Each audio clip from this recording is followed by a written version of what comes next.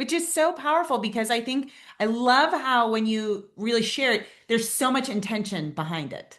And there's reason. And I also love the idea of the adding the ing. I've never heard that. And that's brilliant because it's what you're doing is you're telling people you It's an have to take action. action. It's an action. And that's Hmm. really what it all comes down to is we have to take action to create movement, to change things in our lives. And I found so many people when they're in that anger and bitterness and numb and just, I was just floating through life.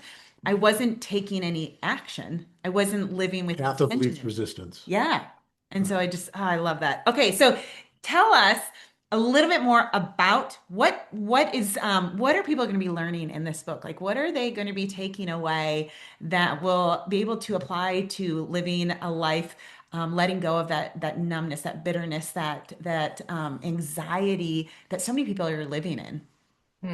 It's amazing how you say anxiety. I can't remember where I was walking the other day, and I heard somebody mention something about, oh, that reduces my anxiety. I get it from my mother, and I'm like, oh, honey, no, you don't. You bring that on yourself. I'm like, yeah, your mother might be anxious, and you might take an example from her, but you can change that.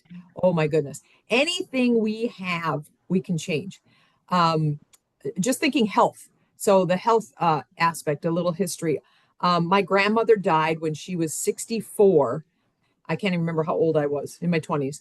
And I shifted my diet because I knew how she died of heart.